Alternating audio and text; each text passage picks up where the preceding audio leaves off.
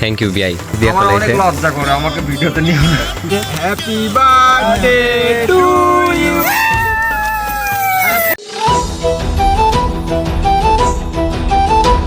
তো যাই হোক, রাহুল ফোন দিয়ে ডাকলো আর কি, যার কারণে আসলাম। তো রাহুল বলতেছে ঈদগায় যাওয়ার জন্য, তো এখানে আসলাম রাহুলের বাসার সামনে। তো এখন ঈদগায় যাবো আর কি।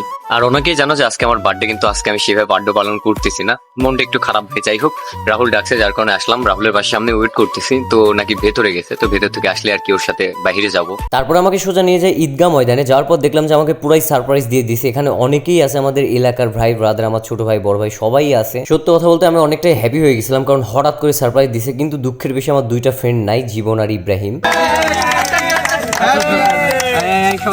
Happy birthday to you. Happy birthday to you. নামতে বুঝা দেই করবে। আরে ফোনটা কি আর বন্ধ হয়ে গেছে।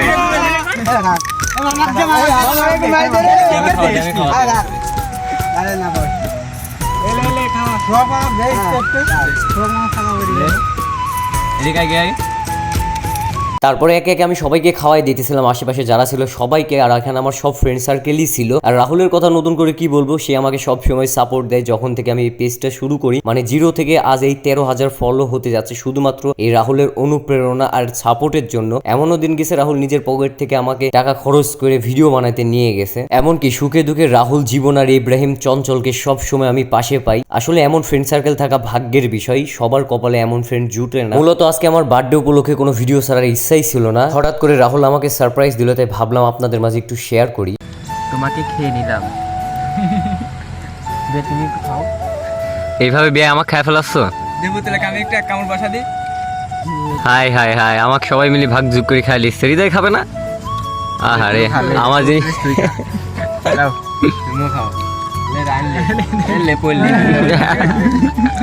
বিআই আইসে বার্থডে পালন করার জন্য। বিআই দিকে আসো। থ্যাংক ইউ, থ্যাংক ইউ বিআই, ধন্যবাদ। বুকে আসো।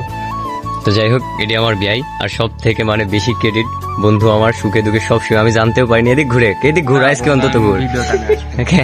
তো যাই হোক, রাহুল আমাকে সারপ্রাইজ দিয়ে ফেলাইছে। লজ্জা করে আমাকে ভিডিওতে নিও না।